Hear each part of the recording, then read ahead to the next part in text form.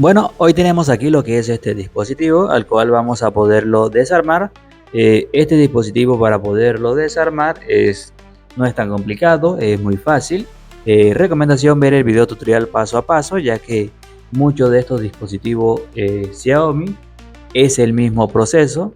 Lo primero que siempre hay que retirar es la SIM card, la bandeja de SIM. Luego de haber retirado la bandeja de SIM, podemos buscar una espátula o algo muy delgado y introducirla directamente desde aquí, desde la entrada desde la bandeja de zinc. También podemos hacerlo con la uña. Si tienes una uña un poquito larguita, vas a poderlo introducir directamente desde ahí y el dispositivo va a abrir fácilmente, ya que esto viene a presión. Entonces vamos a darle la vuelta. No hay que levantar la tapa bruscamente porque tiene la cinta, tiene lo que es la huella. Como pueden ver, tiene la flex de la huella. Ahora tiene dos tornillos que protege la huella, el conector. Vamos a retirar lo que son estos dos tornillos. Retiramos los dos tornillos. Luego de haber retirado los tornillos, vamos a desconectar la huella para poder retirar la tapa. Como pueden ver, hemos retirado la tapa muy fácil. También vamos a quitar la lógica donde viene el pin de carga, que serían estos tornillos. Como pueden ver, cuenta con con esta serie de tornillos.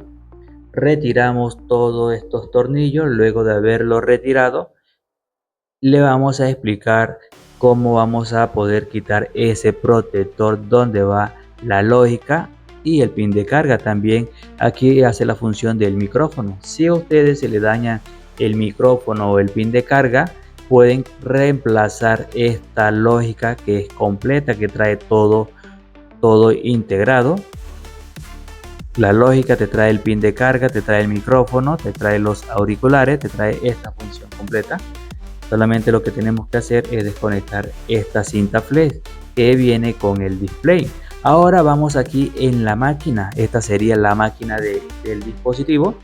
Vamos a retirar todos estos tornillos. Retiramos todos los tornillos.